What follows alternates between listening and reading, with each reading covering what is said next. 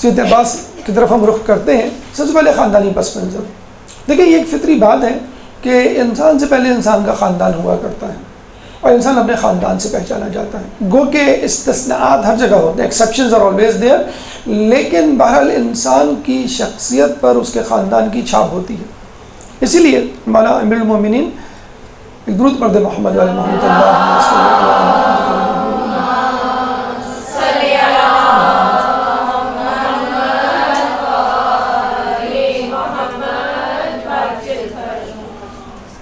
اپنے بھائی عقیل سے مشورہ لیتے ہوئے نظر آتے ہیں اور کہتے ہوئے نظر آتے ہیں کہ میرے لیے کسی ایسی عورت کا، کسی ایسے قبیلے کی عورت کا انتخاب کرو کہ جس سے ایک بہادر اولاد پیدا ہو. چنانچہ آپ کو مشورہ دیا جاتا ہے اور کلابیہ نامی قبیلے کی عورت فاطمہ کلابیہ سے جو ہے وہ آپ کا تعارف کروایا جاتا ہے اور آپ کی پھر شادی اس قبیلے کی عورت سے ہوتی ہے. نام آپ کا فاطمہ کلابیہ تھا، لیکن انہوں نے شادی کے بعد گھر میں داخل ہوتے بھی پھر سب سے پہلے تو کہتے ہیں کہ انہوں نے دروازے کی چوکھٹ کا بوسہ لیا اور شہزادوں سے کہا کہ میں تمہاری کنیز بن کر اس گھر میں آئی ہوں، ماں بن کر نہیں.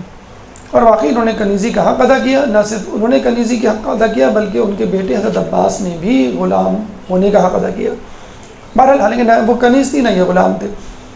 بہرحال آپ نے جو ہے وہ کنیزی کو اختیار کیا اور کہتے ہیں کہ انہوں نے سختی سے منع کیا تھا مجھے فاطمہ کے نام سے نہ پکارو، کیونکہ مولا کو جناب علی کو بی بی سیدہ یاد آ جاتی ہے، فاطمہ الزہرا یاد آ جاتی ہے. چنانچہ انہوں نے اپنا نام جو ہے اپنے لقب کی بنیاد پر ام البنین یعنی بیٹوں کی ماں، 4 بیٹوں کی ماں جو ہے منتخب کیا. 4 بیٹوں کی ماں تھی جس میں ایک جو ہے وہ عبداللہ، دوسرے جعفر، تیسرے عثمان اور چوتھے جناب عباس. تو 4 بیٹوں کی ماں تھی اور چاروں بیٹے جو ہیں وہ شہید ہوئے، اللہ کے سپرد ہوئے، اسلام کی راہ میں قربانی کے کام آئے. اب آئیے ان کے بزرگوں کی طرف. جیسے آپ نے سنا کہ بڑا بہادر قبیلہ تھا، بڑے بہادر قبیلے سے تعلق رکھتی تھی. تو کیا اس کی وہ ہے دلیل یا کوئی مثال ہمیں پیش کریں؟ مثلاً آپ کے قبیلے کے ایک بزرگ بہادر کا نام ہمیں ملتا ہے عامر بن مالک. عامر بن مالک کا لقب تھا ملاعب الانسا، اسنا، ملاعب الاسنا یعنی نیزے سے اسنان، یا اسنا جو ہے وہ نیزے کو کہتے ہیں. ملاعب کھیلنے والا، کھلاڑی، یعنی نیزوں سے کھیلنے والا. عرب ممالک میں جس طرح ہم کہیں کہ تلوار سے کھیلنے والا، نیزوں سے کھیلنے والا، یعنی اس کے لیے کوئی مشکل کام ہی نہیں ہے، تو عام سا مسئلہ ہے. اور آپ نے امین مختار کی فلم میں دیکھا بھی ہوگا کہ مالک اشتر کے بیٹے ابراہیم نے کس طرح نیزے سے کھیلتے ہوئے اس کو اپنے دشمن کے سینے میں اتارا. تو ان کا نام تھا ملاعب الاسنا یعنی نیزوں سے کھیلنے والا. اسی طرح آپ کے خاندان کے بزرگ تھے عامر بن طفیل، جن کے بارے میں کہا جاتا ہے اتنے بہادر تھے، اتنے مشہور تھے اپنی بہادری میں کہ قیصر روم کے دربار میں اگر کوئی شخص عرب ممالک سے آتا تو وہ اس سے پوچھتے کہ تمہارا عامر بن طفیل سے کیا تعلق ہے. اگر وہ کوئی تعلق بتلاتا کہ ہاں میں اس کا دوست ہوں، میں اس کو جاننے والا ہوں، میں اس کا رشتہ دار ہوں، تو وہ اس کی بہت آؤ بھگت کرتا، تو پھر تحائف انعام و کرام سے نوازتا. اور اگر تعلق ظاہر نہ کرتا یا تعلق نہ ہوتا تو اس کو کوئی توجہ نہیں دیتا. اسی طرح آپ کے خاندان کے ایک بزرگ ہیں جن کا نام ہے عروہ ریحالی. عروہ ریحالی جن کے بارے میں کہا جاتا ہے کہ ان کا عمرہ و سلاطین کے ہاں آنا جانا بہت تھا. ریحالی رحل سے نکلا ہے یعنی چلنا. تو ان کے بزرگ نہ صرف مشہور تھے، نہ صرف یہ کہ بہادری میں اپنا ثانی نہیں رکھتے تھے، بلکہ خود عمرہ و سلاطین بھی اس کے معترف تھے. تو ہم یہ کہہ سکتے ہیں کہ بنو ہاشم کے بعد اگر کوئی قبیلہ بہادری میں مشہور تھا تو کلابیہ قبیلہ تھا. اب آئیے صفات عباس کی طرف کہ جناب عباس میں وہ کون سی صفات ہیں جو ہمارے عالیہ قابل تقلید ہیں، جن کو دیکھ کر ہمارے ایمان میں اضافہ ہوتا ہے اور ہمیں ایک حوصلہ ملتا ہے زندگی گزارنے کا کہ مشکل اوقات میں کس طرح زندگی گزاری جاتی ہے. جیسے کہ آپ کو معلوم ہے عباس شیر کا ایک نام ہے عربی زبان میں ایک ہی چیز کے بہت سارے نام ہوتے ہیں اور ایک ہی نام کے بہت سارے معنی ہوتے ہیں. تو اسی طرح شعر کے بہت سارے معنی ہیں. تو خود لفظ ہے، الفاظ استعمال ہوتے ہیں. حیدر ایک لفظ ہے، خود عباس ایک لفظ ہے. القاب میں ابو الفضل یعنی فضل کا باب، فضائل کا باب، فضیلتوں کا باب. فضل ان کے بیٹے کا بھی نام ہے، یعنی کنیت بھی ٹھہری اور لقب بھی، اور یقیناً وہ فضائل سے آراستہ اور پیراستہ تھے، اس کے حامل تھے. باب الحوائج بہت مشہور لقب ہے آپ کا، امام موسیٰ کاظم کا اور جناب علی اصغر کا، تینوں شخصیات کا لقب ہے باب الحوائج. اس کے علاوہ سقا یعنی پانی پلانے والا ایک لقب ہے قمر بنی ہاشم. اسی سے ہم اپنی گفتگو کا آغاز کرتے ہیں. درود پڑھتے ہیں محمد والے محمد.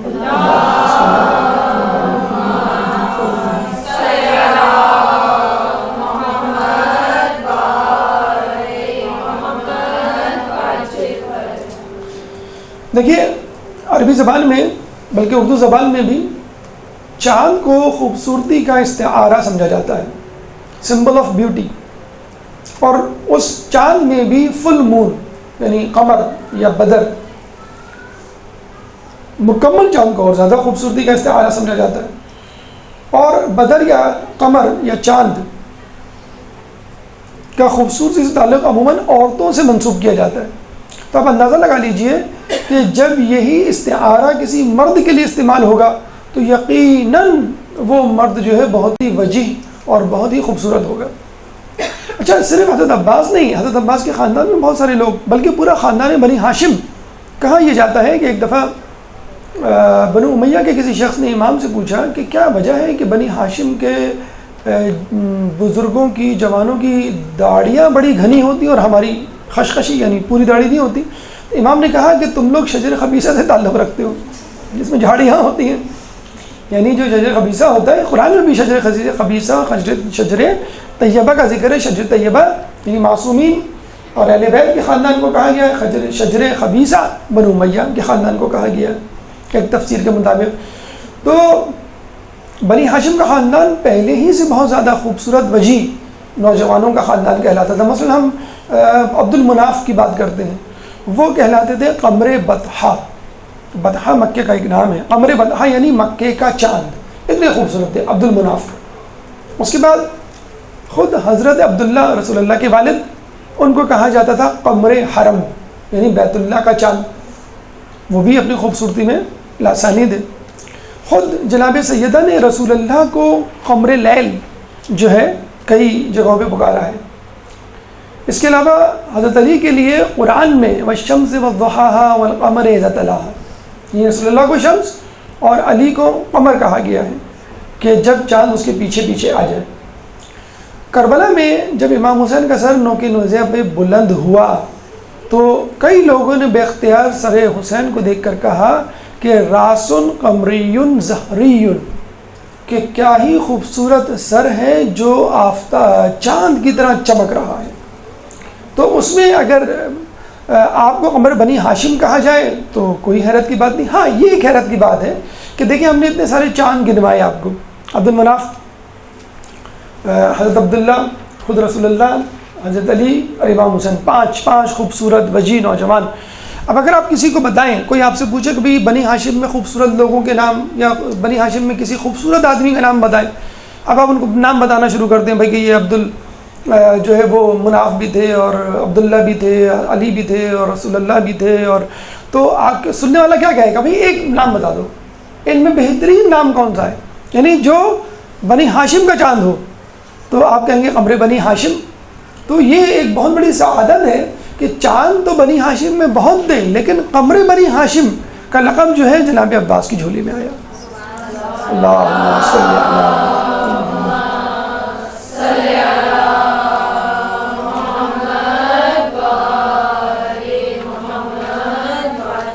اسے آج کل ایک لفظ استعمال ہوتا ہے نا، جیسے مسٹر ورلڈ. مسٹر ورلڈ کا مطلب ہوتا ہے کہ طاقتور ترین یا خوبصورت ترین دنیا کا انسان. تو قمر بنی ہاشم یعنی بنی ہاشم کا خوبصورت ترین فرد. لیکن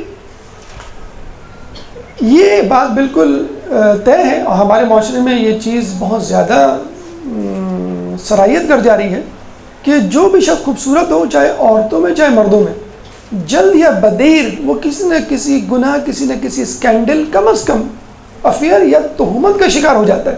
اور آج کل تو میڈیا کا دور ہے، آج کل تو جہاں اچھا چہرہ، جہاں اچھی شخصیت نظر آئی، فوراً آفرز آنی شروع ہو جاتی ہیں، بھائی آپ ڈرامے میں کام کریں، آپ فلموں میں کام کریں، ایڈ میں کام کریں، کم از کم آپ نیوز پڑھنے آ جائیں۔ تو ہمارے یہاں تو مطلب اچھے گھرانے کے لوگ یا پڑھے لکھے گھرانے کے لوگ تو بہت دور کی بات ہے، ایک چائے والا ہو جاتا ہے مشہور، کیوں نہیں ہو جاتا؟ تو اس کی تصویر جو ہے آ جاتی ہے، اور پھر وہ اس کو ڈراموں، فلموں اور ایڈ میں تو پتہ چلتا ہے کہ وہ جو ہے اسکینڈلائز ہو گیا اور پتہ نہیں کیا کہ پھر اس کے ماں باپ نے باقاعدہ اس کو خط لکھ کے برا بھلا کہا، فون کر کے برا بھلا کہا کہ تم کن چکر میں پڑ گئے، ہم نے کراچی تمہیں کس لیے بھیجا تھا، اور تم کو کیا ہو گیا، تم کیا لڑکیوں کے ساتھ، عورتوں کے ساتھ گھوم پھر رہے ہو، ان کے ساتھ ڈانس کر رہے ہو۔ پھر اس نے جو ہے وہ چیز چھوڑی، اب پتہ نہیں ہے آخری خبریں کیا ہیں، لیکن بہرحال جو ہمیں پتہ چلا تو یہ حقیقت ہے۔ کالج یونیورسٹیز میں پڑھنے والے اس بات کو بہت اچھی طرح جانتے ہیں، لیکن حضرت عباس کی وہ شخصیت ہے کہ جس نے قمری بنی ہاشم کا لقب ارن کرنے کے باوجود، لقب حاصل ہونے کے باوجود کبھی پا استقامت میں لغزش نہیں آنے دی، جو انبیاء کی سنت رہی۔ جیسے یوسف علیہ السلام خوبصورتی میں بے مثل تھے، لیکن پا استقامت میں لغزش نہیں آئی، فائدہ اٹھا سکتے تھے، مطلب فائدہ اٹھا کے زلیخا تو کیا وہ پوری سلطنت میں قابض ہو سکتے تھے، لیکن انہوں نے خدا کی اطاعت کو مد نظر رکھا۔ اسی طرح ہم کہیں گے کہ جناب عباس جو ہے وہ خوبصورت ہونے کے باوجود ناجائز فائدہ تو بہت دور کی بات ہے، وہ باعفت ٹھہرے، باعفت ہی نہ ٹھہرے، باعصمت ٹھہرے۔ یہ عباس کی دوسری صفت، پہلی صفت قمر بنی ہاشم، دوسری صفت باعصمت ہونا۔ دیکھیں باعفت ہونا کا مطلب ہے صنف مخالف سے متعلق گناہوں سے اپنے دامن کو پاک کرنا، یہ ہے باعفت ہونا۔ باعفت ہونا باعصمت ہونے کا جز ہے۔ باعصمت کا مطلب ہے ہر قسم کے گناہوں سے پاک، فقط صنف مخالف سے متعلق گناہ، ہر قسم کے گناہوں سے پاک، عقل کے گناہوں سے پاک، غضب کے گناہوں سے پاک، وہم کے گناہوں سے پاک، شہوت کے گناہوں سے پاک۔ جو چار ہم اجزاء نفس پڑھتے ہیں، عقل، شہوت، غضب اور وہم یا وہم، تو ان تمام گناہوں سے جو پاک ہوگا اس کو ہم کہیں گے باعصمت، معصوم ہونا یا باعصمت ہونا۔ تو باعفت ہونا کا مطلب کیا ہے؟ شہوت سے متعلق گناہوں سے پاک، اور باعصمت ہونا کیا ہے؟ جو چار اجزاء ہیں نفس کے ان سے پاک ہونا۔ یہاں پہ ایک بہت اہم سوال اٹھتا ہے کہ کیا حضرت عباس معصوم تھے؟ بہت اچھا سوال لوگ پوچھتے ہیں، تو اس کا وہ جواب دلیل بھی دیتے ہیں۔ بھی ہم نے تو پڑھا تھا 14 معصومین، اور یہ جو آیت تطہیر ہے انما یرید اللہ لیذھب عنکم الرجس ویطہرکم تطہیرا، اللہم صلی علی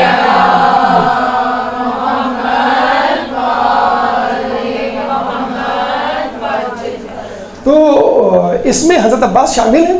اول تو جب یہ آیت اتری تو 5 افراد تھے، حدیث قصہ میں آپ پڑھتے ہیں قصہ میں 5 افراد تھے، تو علماء کہتے ہیں کہ یہ آیت 14 معصومین پہ پوری اترتی ہے۔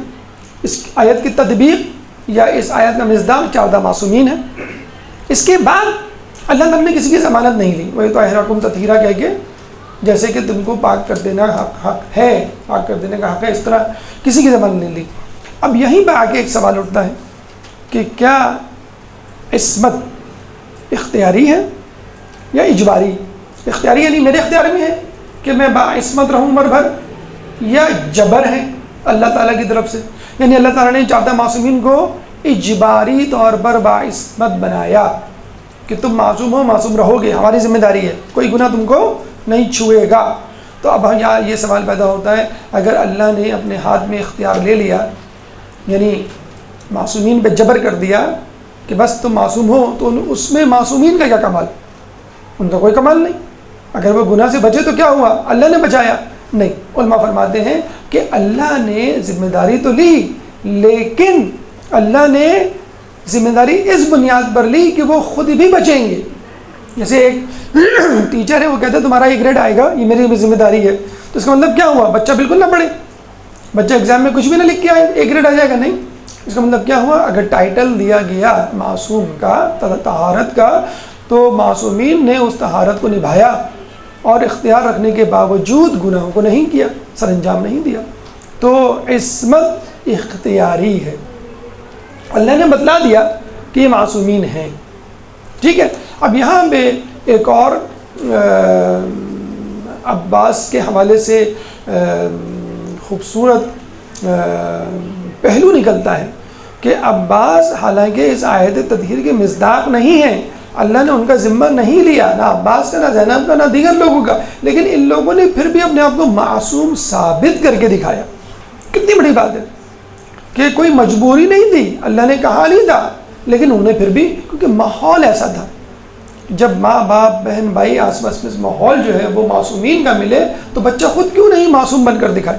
اس کا مطلب کیا ہوا کہ اللہ ایک طرح سے ہمیں بھی حوصلہ دے رہا ہے کہ دیکھو جو معصوم نہ بھی ہو وہ بھی اپنے آپ کو معصوم کر کے ثابت کر کے دکھا سکتا ہے، تو تم بھی تھوڑی سی ہمت کر لو. اگر معصوم کے درجے پہ نہ بھی پہنچے تو ان سے قریب ترین تو ہو جاؤ گے.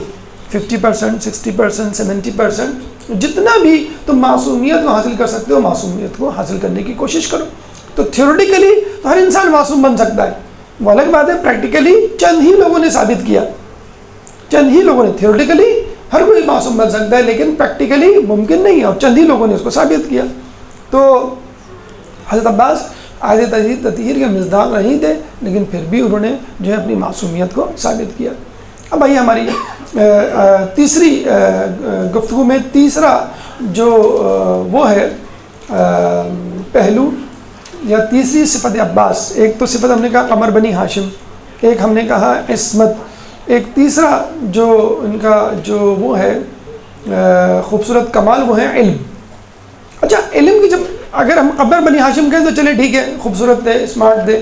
اگر ہم عصمت کہیں ٹھیک ہے، گناہ ہوتے ہوئے ہم نے نہیں دیکھا. علم کے حوالے سے بات کریں تو علمی حوالے سے بہت زیادہ واقعات ہمارے سامنے نہیں آتے.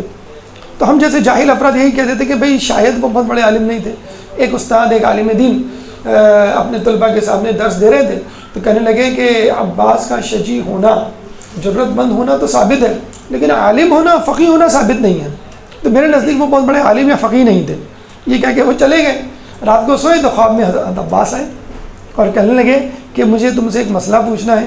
فقیہ نے کہا پوچھیے. مسئلہ پوچھا تو نے کہا یہ تو بہت ہی مشکل مسئلہ ہے، میں اس کا جواب نہیں دے سکتا. کہ لیے تم تو بہت بڑے فقیہ بنتے ہو کہ میں بہت بڑا عالم ہوں.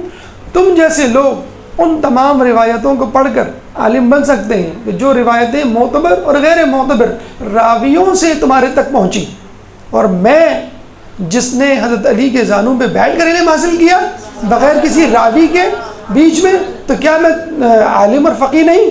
تو یہ سن کر جو ہے وہ عالم دین شرمندہ ہو گیا. رسول امیر المومنین کے بارے میں کہا جاتا ہے کہ وہ ایک زانوں پہ بی بی زینب صغریٰ اور ایک زانوں پہ حضرت عباس کو بٹھا کر جو ہے پڑھاتے تھے. ایک دفعہ انہوں نے کہا کہ بیٹا کہو ایک، انہوں نے کہا واحد، انہوں نے کہا کہو دو. دو کے لیے جو ان کی زبان نہ کھلی. تو علی نے کہا کہ بیٹا دو کیوں نہیں کہتے؟ کہنے کہ جس زبان سے میں نے ایک کہہ دیا اس زبان سے میں دو کیسے کہہ سکتا ہوں. یہ تھی معرفت. امام فرماتے ہیں کہ ان العباس ابن علی ذق العلم ذق، کہ بے شک حضرت عباس کو علم اس طرح دیا گیا ہے کہ جیسے ایک پرندہ ایک پرندے کو غذا دیتا ہے. آپ نے دیکھا نا ایک چڑیا اپنے بچے کو چونچ در چونچ، ایک چونچ سے دوسری چونچ تک غذا پہنچتی ہے بغیر کسی راوی، بغیر کسی پیالے. ہم تو چمچے میں پھر بھی پلاتے ہیں، ماں چمچے میں، بوتل میں، پیالے میں، وہ تو چونچ سے چونچ تک جاتا ہے، بیچ میں کوئی واسطہ نہیں ہوتا. تو پولوشن کا، کنٹامینیشن کا کوئی امکان ہی نہیں ہے کہ آپ امیر المومنین کسی سے کہیں اور وہ جو ہے حضرت عباس سے کہیں. کوئی راوی نہیں. جتنے زیادہ راوی ہوں گے علم اتنا ہی مشتبہ ہوگا. کیوں آج مسلمان 73 فرقوں میں بٹے ہوئے؟ علم کے مشتبہ ہونے سے. رسول اللہ کے زمانے میں ایک اسلام تھا، اس کے بعد 2، پھر 4، پھر 73 اسلام آپ کے سامنے آ گئے، کیونکہ راوی بیچ میں آ گئے بہت سارے غیر مصدقہ یا کاذب راوی. تو حضرت عباس کا علم یقیناً اپنی مثال آپ تھا. اب یہ بات الگ ہے کہ وہ موقع نہیں ملا. مثلا ایک طالب علم ہے، وہ 10 کتابوں کو پڑھ کر آتا ہے اور آپ اس سے وائوہ لیتے ہیں، سوال جواب کا سلسلہ ہوتا ہے، اور آپ سے پہلی کتاب پوچھتے ہیں. پہلی کتاب میں وقت پورا ہو جاتا ہے، فرض کر لیجئے ایگزام کا 10 منٹ 15 منٹ جتنے بھی آپ ڈیڈیکیٹ کرتے ہیں. پھر آپ کہتے ہیں کہ بھائی تم نے ایک ہی کتاب پڑھی. وہ بچہ کیا کہے گا؟ سر آپ نے مجھ سے صرف ایک ہی کتاب پوچھی، آپ نے مجھ سے پوچھا ہی کیا؟ اگر پوچھتے تو میں بتلاتا. تو حضرت عباس کو موقع ہی نہیں ملا. ابھی آئے گا تذکرہ، علم کیا بہت ساری باتوں میں موقع نہیں ملا. اگر کسی امام کو، کسی معصوم کو یا کسی بڑی شخصیت کو جو کسی خوبی کا حامل ہو اس خوبی کے مظاہرے کا موقع نہ ملے تو کیا اس کا مطلب یہ ہے کہ وہ خوبی سے آ رہی ہے؟ جی نہیں، خوبی موجود ہے لیکن مظاہرے کا موقع نہیں ملا۔ یہاں پہ ہماری تیسری بات یا تیسری صفت عباس، چوتھی صفت عباس کا ہم تذکرہ کریں گے، اور وہ ہے سقایت، یعنی پانی پلانا۔ پہلی خوبی قبر بنی ہاشم، خوبصورتی، وجاہت۔ دوسری ان کی خوبی عفت، یعنی عفت نہیں، عصمت۔ نمبر 3 علم، ٹھیک ہے، اور نمبر 4 سقایت۔ یہ ایک بہت دلچسپ موضوع ہے، اور غالباً حضرت عباس کے علاوہ کوئی بھی اتنا پانی پلانے والا مشہور نہیں ہوا۔ ساقی کوثر ہے امیر المومنین، لیکن جو نسبت پانی پلانے کی یا سیراب کرنے کی حضرت عباس سے دی جاتی ہے وہ بہت کم لوگوں کو۔ سب سے پہلے تو یہ بات ذہن میں رکھ لیجئے کہ پانی پلانے کو ہم نے بہت انڈر ایسٹیمیٹ کیا ہوا ہے، بہت چھوٹا کام سمجھا ہوا ہے۔ یعنی ہم سے کہا جائے کسی بڑے کام کا تو ہم کر لیں گے، لیکن پانی پلانے کا کہا جائے تو ہم اس کو چھوٹا کام سمجھتے ہیں۔ مثلا کسی کو کہا جائے کہ بھائی سبیل پہ کھڑے ہو جاؤ، نہیں، ہمیں سبیل پہ نہیں کھڑا ہونا، کوئی بڑا کام دیا جائے۔ یا کسی کو کہا جائے بھائی مہمانوں کو پانی پلاؤ، تو کوئی چھوٹا کام، یہ تو چھوٹا کام ہے، کوئی بڑا کام دیجیے ان کو۔ تو آپ دیکھیے ابھی اندازہ ہو جائے گا آپ کو کہ پانی پلانا خود کتنا بڑا کام ہے۔ سب سے پہلے اگر پانی پلانے کی اہمیت کو جاننا ہے تو خود پانی کی اہمیت کو جانیے کہ کیا پانی اہم ہے۔ مطلب میں آپ کو ایک چیز دیتا ہوں تو پہلے اگر اس چیز کی اہمیت ہوگی تو اس کا دینا بھی اہم ہوگا۔ یعنی اگر آپ سونا صدقہ کرتے ہیں تو اس کا مطلب ہے سونے کی اہمیت ہے، جبھی تو اس کو صدقہ کرنے کا ثواب ہے بہت زیادہ۔ جتنی زیادہ قیمتی چیز ہوگی اتنا ہی زیادہ اس چیز کو دینے کا ثواب بھی ہوگا اللہ کی راہ میں یا دوسروں کو دینے کے حوالے سے۔ پانی کی کیا اہمیت ہے؟ شاید اس وجہ سے پانی کی کوئی اہمیت لوگ نہیں گردانتے کہ فری آف کاسٹ ہے۔ 2/3 آف دا ورلڈ، 2/3 دنیا کا پانی جو ڈھپا ہوا ہے، ایک بے ذائقہ جو ہے وہ چیز ہے، تو شاید اس وجہ سے، لیکن حقیقت ہے کہ بہت اہمیت ہے۔ مثلا پانی کی اہمیت کو ہم مد نظر رکھ لیتے ہیں۔ کہتے ہیں کہ قیصر روم نے حاکم شام کو ایک شیشی بھیجی اور یہ کہا کہ اس شیشی میں دنیا کی ہر چیز ڈال کے دو۔ اب عطر کے برابر شیشی، عطر کی جو شیشی ہوتی تھی چھوٹی سی شیشی، اب حاکم شام پریشان ہو گیا کہ اس میں کیا چیز ڈالوں۔ اگر آپ کے پاس بہت بڑا ٹرک بھی ہو، NLC کا ٹرک ہو، بہت بڑا کنٹینر بھی ہو، اس میں آپ کتنی چیزیں ڈالیں گے؟ پھر بھی پورے گھر کا سامان نہیں آئے گا، تو شہر اور دنیا تو بہت دور کی بات۔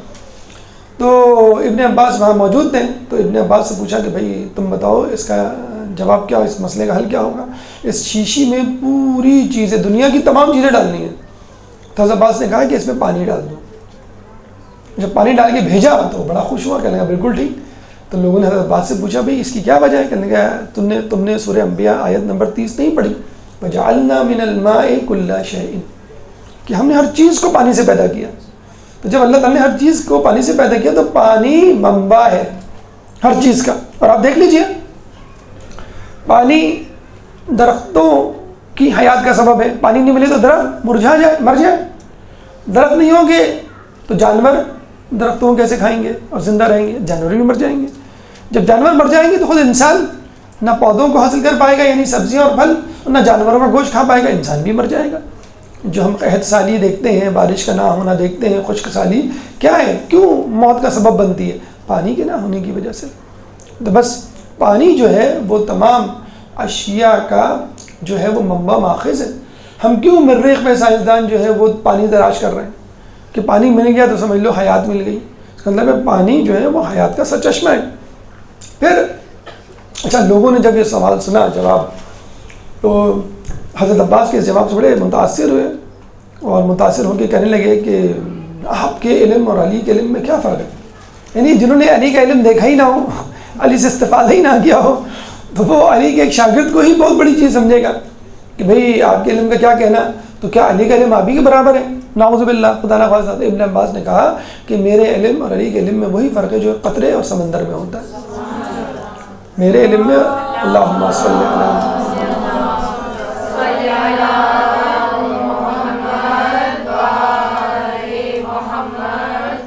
جو ایک پانی جو قطرے میں اور سمندر میں ہوتا ہے۔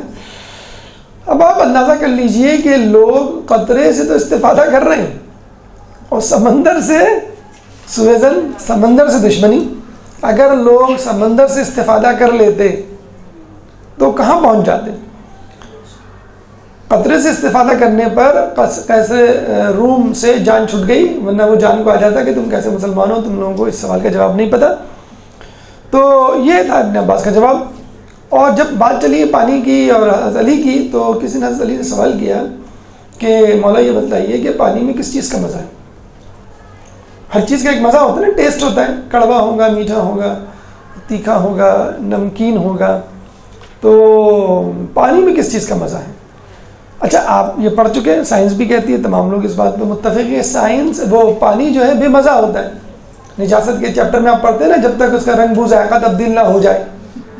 تو ذائقہ کا مطلب ہے کہ اس کو ذائقہ نہیں ہوتا ہے، رنگ نہیں ہوتا ہے، بو نہیں ہوتی ہے. اگر اس میں کوئی چیز آ جائے تو اس چیز کی ہوگی جو اس میں ملائی گئی ہے. کافور مثلا بیری کے پتے یا جو بھی چیز نجاست طہارت، جو بھی چیز بری چیز اس میں گری ہو، ملائی گئی ہو. تو مولانا سب سے پہلے تو یہ کہا کہ تو نے یہ سوال الجھنے کے لیے پوچھا ہے یا سلجھنے کے لیے. کچھ لوگ سوال ٹیسٹ کرنے کے لیے بھی پوچھتے ہیں، الجھنے کے لیے بھی پوچھتے ہیں. تو بیچارہ لاجواب ہو گیا. پھر مولانا نے اس کو جواب دیا، یعنی کہ ٹال دیا. ہمیں جواب نہیں آیا تو ہم کہتے ہیں ہم یہی جواب دیں گے نا کہ تم جو ہے ٹائم پاس کرو، چلو جا کے دوسرے کمرے میں بیٹھ کے پڑھو، شاباش. تو مولانا نے کہا کہ پانی میں حیات کا مزہ ہے. حیات، اللہم صلی علی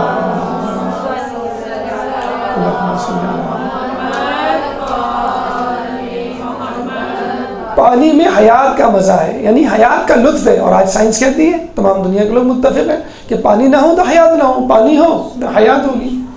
تو یہ پانی کی اہمیت ہو گئی. اس کا مطلب ہے جب پانی کی اہمیت ہوگی تو پانی پلانے کی، پانی فراہم کرنے کی، پانی کی سبیل کرنے کی بھی اہمیت ہوگی. سعد بن عبادہ انصار کے امیر، اور ایک روایت کے مطابق جب جنگ نہیں ہوا کرتی تھی تو علم سعد بن عبادہ کے پاس رہا کرتا تھا. تو سعد بن عبادہ نے کہا رسول اللہ سے میری ماں کا انتقال ہو گیا ہے اور میں جو ہوں وہ کچھ صدقہ کرنا چاہتا ہوں، تو کیسا ہے؟ تو رسول اللہ کا بہت اچھا خیال ہے، بہت اچھی بات ہے، صدقہ کرو. تو انہوں نے پوچھا آپ بتلائیے بہترین چیز کیا ہے جس کو میں صدقہ کر سکتا ہوں اپنی ماں کو ایصال ثواب پہنچانے کی غرض سے؟ تو آپ نے کہا سیرابی، لوگوں کو سیراب کرنا، لوگوں کی پیاس بجھانا. ایک اور روایت میں پوچھا مولا سے کہ رسول اللہ سے پوچھا گیا کہ بہترین چیز کیا ہے؟ تو آپ نے کہا بہترین عمل. تو رسول اللہ نے کہا کہ تشنہ جگر کو سیراب کرنا بہترین عمل ہے، چاہے جانور ہی کیوں نہ ہو. ہم جانور کے پانی پلانے کو تھوڑا سا انڈر اسٹیمیٹ کرتے ہیں، انسانوں کو پھر بھی پلا دیا. چاہے جانور ہی کیوں نہ ہو اس کا انڈر اسٹیمیٹ نہ کیجیے. جناب عباس نے حر کی فوج نہیں بلکہ حر کی فوج کے جانوروں تک کو پانی پلایا. اور اللہ فرماتا ہے سورہ فرقان آیت نمبر 47 میں کہ وَأَنزَلْنَا مِنَ السَّمَاءِ مَاءً طَهُورًا، کہ ہم نے آسمان سے پاک پانی نازل کیا. تو یہی کہتا ہے کہ ہم نے اس پانی کو نازل کیا تاکہ انسان سیراب ہو، تاکہ جانور سیراب ہو. جب اللہ سیراب کر رہا ہے تو انسان کو سیراب کرنے میں کیا دقت یا شرمندگی محسوس کرنا. اسی طرح ایک شخص نے پوچھا کہ وہ کون سا عمل ہے جو انسان کو جنت کے قریب کر دیتا ہے؟ تو آپ نے فرمایا تو ایک مشک خرید لے اور اس سے لوگوں کو پانی پلا، اور اس وقت تک پانی پلا جب تک مشک پھٹ نہ جائے. مسلسل پانی پلاؤ، پانی پلانے سے تھکو نہیں، رکو نہیں کہ بس ایک مرتبہ 2 مرتبہ پلا دیا. اور ایک اور بڑی دلچسپ حدیث کہ اگر پانی میسر ہو تو پانی پلانا کسی غلام کو آزاد کرنے کے برابر ہے، اور اگر پانی میسر نہ ہو اور پھر پانی پلایا جائے تو کسی مردہ کو زندہ کرنے کے برابر ہے. کتنا بڑا جس کہتے ہیں اجر و ثواب ہے. ہمارے یہاں عموماً اس کو چھوٹا سمجھا جاتا ہے. دیکھیں ایک بڑا اچھا، میں ابھی پڑھ رہا تھا ایک میسیج آیا کہ گرمیوں کا موسم شروع ہو گیا ہے، شدت گرمی سے لو لگ سکتی ہے، شدت گرمی سے ڈیہائیڈریشن ہو سکتی ہے، یہ فلاں فلاں چیزیں ہو سکتی ہیں، تو آپ احتیاطی تدابیر کریں، خوب پانی پئیں، پانی پی کے گھر سے نکلیں اور لوگوں کو بھی پانی پلائیں. جگہ جگہ اپنے اسٹالس بھی دیکھے ہوں گے کولر وغیرہ کے لگ جاتے ہیں. ایک تو بڑی اچھی بات کی کہ آپ اپنے گھر کے صحن میں یا ٹیرس میں یا بالکنی میں ایک ٹرے یا تھال رکھ دیں، پلیٹ رکھ دیں جس میں پانی ہو، تاکہ پرندے جو پیاسے اڑ رہے ہیں گھوم رہے ہیں، ان کے لیے تو کوئی بھی پانی نہیں رکھے گا نا. ہم انسانوں کے لیے پھر بھی توجہ کر لیتے ہیں، لیکن پرندوں کے لیے اگر پالے میں ہوں تو الگ بات ہے، لیکن اڑتے ہوئے پنچھی آسمانوں کی سیر کرتے ہوئے ان کو کون پوچھے گا؟ تو تاکہ وہ پرندے جو گرمی سے بےحال ہوں وہ آپ کے ٹیرس، آپ کی چھت، آپ کی بالکنی میں آ کے پانی پی لیں. یہ بھی ثواب ہے، کیونکہ خود حدیث کہہ رہی ہے چاہے جانور ہی کیوں نہ ہو اس کو پانی پلائیں. خود گھر میں بچوں کو اس بات کی ٹریننگ دیں. ضروری نہیں ہے کربلا ہو پھر آپ مشق بھریں، تلوار چلائیں، امام کا ظہور ہو، آپ نیزے سے جو ہے دشمن کے سینے کو جو ہے وہ چیر پھاڑیں. جو کام ابھی آپ کر سکتے ہیں کم از کم اس کو تو انجام دیں. کربلا میں کتنا اہم کام تھا لوگوں کو پانی پلانا، جو حضرت عباس نے اپنے ذمہ لیا. اگر آپ کربلا میں نہیں ہیں تو کوئی بات نہیں، فی الحال جن لوگوں کو پانی پلا سکتے ہیں، ضروری نہیں ہے کوئی تڑپے مرے اور مرنے کے قریب ہو پھر آپ اس کو پانی پلائیں. ابو امی کو آپ جب وہ کہیں پانی پلائیں، اور نہ بھی کہیں تو بھی آپ سمجھ جائیں. اگر کوئی شخص مثلا ہم دسترخوان پہ بیٹھتے ہیں تو بچوں کو یہ عادت ڈلوائیں کہ بیٹا پانی کا گلاس بھر کے رکھو. امی کو، ابو کو، بڑی بھائی کو، بڑی بہن کو، چھوٹے بھائی بہن کو کوئی ایسا مذاکرہ نہیں ہے.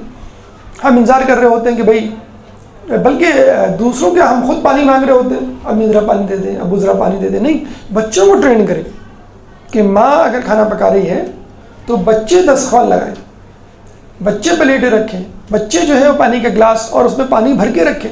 جو کام بچے کر سکتے ہیں ان سے ضرور کروائیں.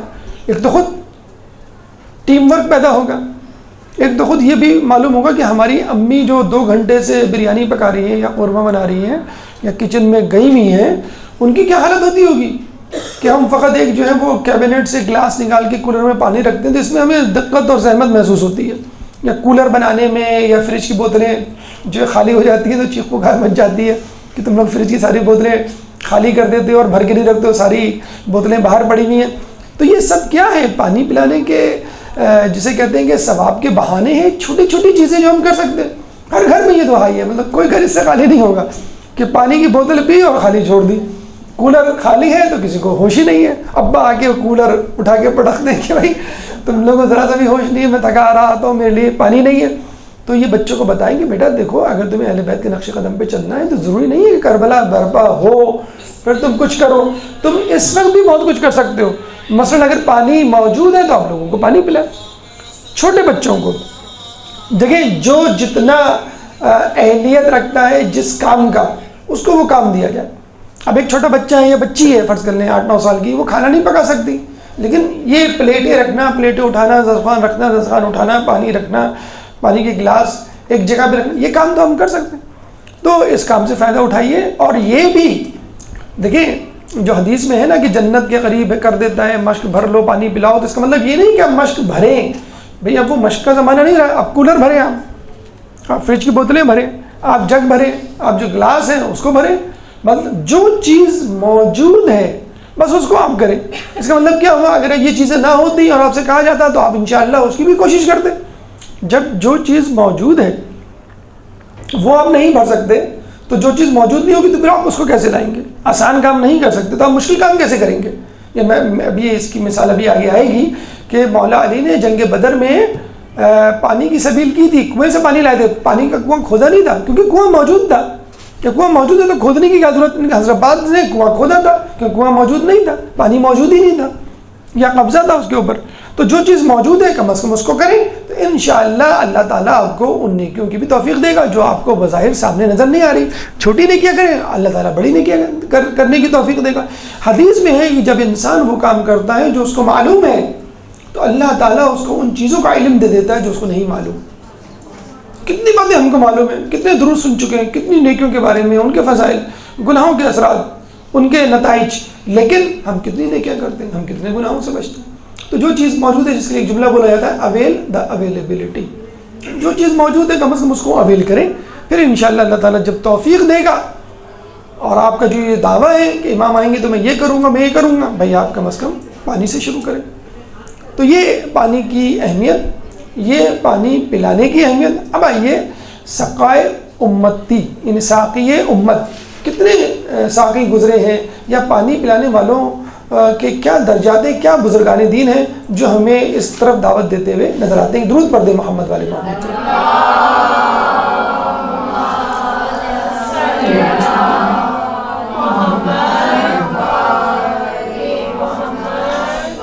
دیکھیں سب سے پہلے اگر ہم بات کریں کہ پانی پلانے کی اہمیت کے حوالے سے، تو خدا خود ساقی ہے۔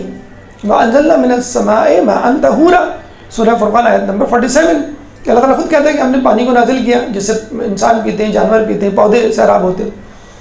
اور اگر ہم پیچھے جائیں تو ہمیں ملے گا کہ جناب قصی پہلے بزرگ کہ جنہوں نے جو ہے وہ کنواں کھودنے کا کام شروع کیا، زمین سے پانی نکالنے کا کام شروع کیا، اور پانی درآمد کرنے کا کام کیا، کہ پانی موجود نہیں ہوتا تھا تو باہر سے کہیں سے پانی لے کر آتے تھے اور پھر لوگوں کو سیراب کیا کرتے تھے۔ پھر اس کے بعد عبد المطلب، انہوں نے تو بہت زیادہ کام کیا، بہت زیادہ مشہور ہوئے پانی پلانے والوں کے حوالے سے۔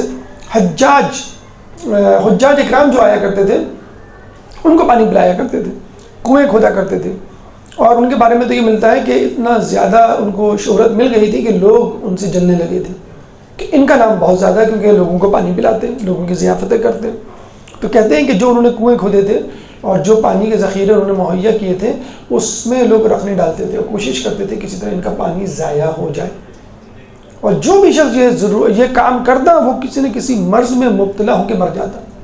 آپ کے بارے میں ملتا ہے کہ آپ کنویں میں کشمشیں ڈال دیتے تھے تاکہ پانی میٹھا ہو جائے، لوگوں کو میٹھا۔ آج کل آ گیا ہے نا فلیورڈ واٹر، لیمن واٹر، امرود کا، سیب کا، کیلے کا، مختلف۔ دیکھیں وہی حضرت عبد المطلب کی سنت تھی جو آج کل جو ہے دبئی اور کراچی کے سٹورز میں آپ کو ملتا ہے، فلیورڈ یا وٹامن والا واٹر جو ہے پانی آ گیا ہے، گلاب کی خوشبو والا پانی آ گیا ہے، وغیرہ وغیرہ۔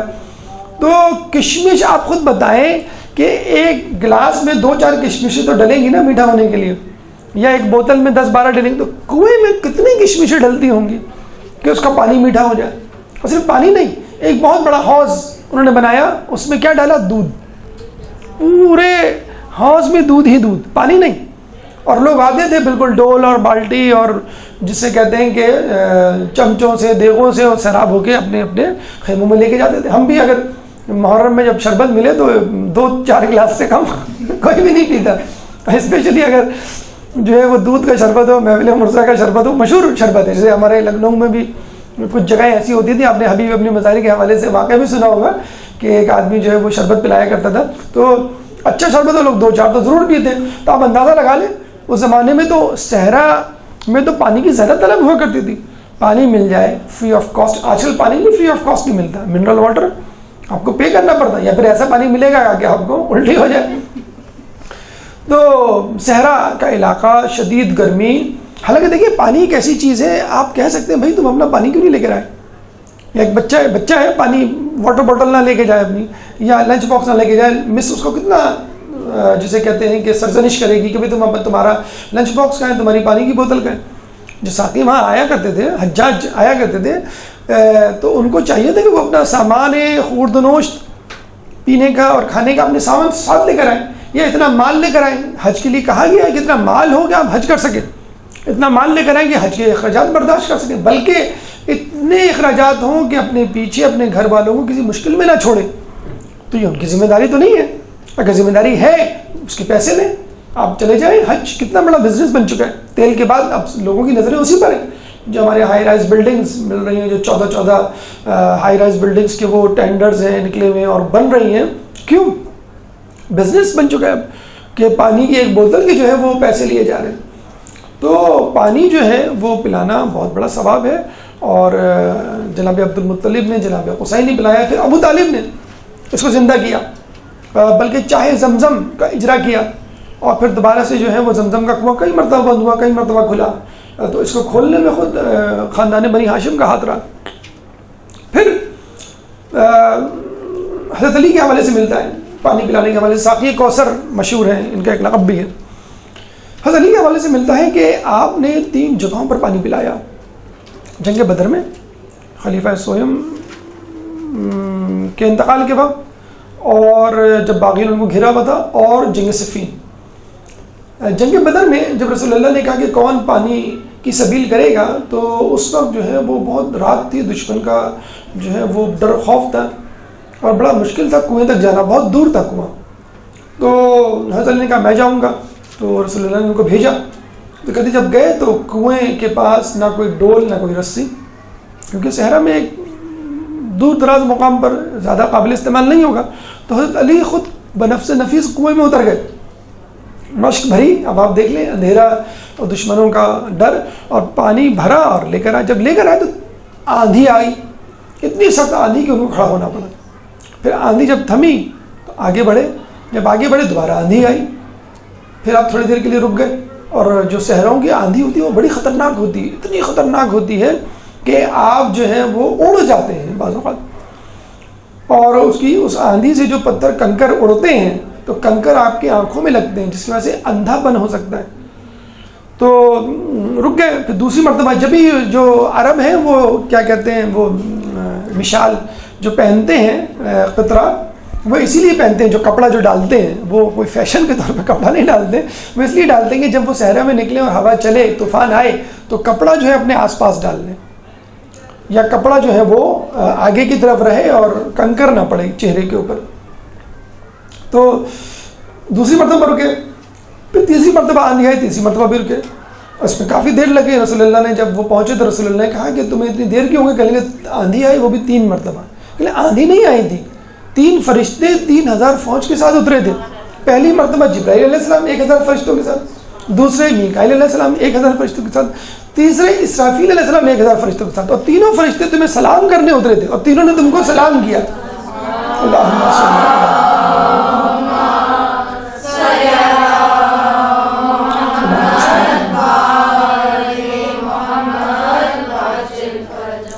ایک یہ موقع تھا کہ مولا علی نے جو ہے پانی کی سبیل کی۔ دوسری مرتبہ خلیفہ سویم کے دور میں جب باغیوں نے خلیفہ سویم کو گھیر لیا تھا، دانا پانی بند کر دیا تھا، تو آپ نے حسن حسین کو کہا، ان کی ڈیوٹی لگا کہ تم ان کو پانی پہنچاؤ۔ کیسے پانی پہنچاتے تھے؟ اندر تو جا نہیں سکتے تھے، باغیوں کا گھیرا تھا۔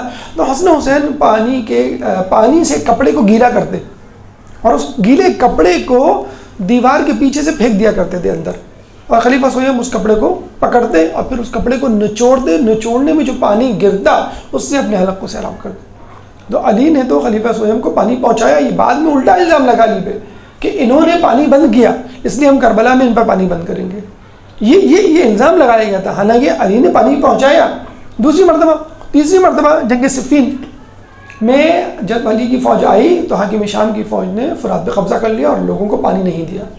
لوگوں نے آ کے کہا حضرت علی کو، حضرت علی نے کہا کہ تم جا کے قبضہ کر لو، لیکن دیکھو خود بھی پانی پینا، دشمن کی فوج کو بھی پلانا۔ پھر علی کا لشکر جو ہے وہ گیا اور معاویہ کی فوج کو جو ہے ہٹایا اور خود قبضہ کیا اور خود بھی پیا، لوگوں کو پلایا۔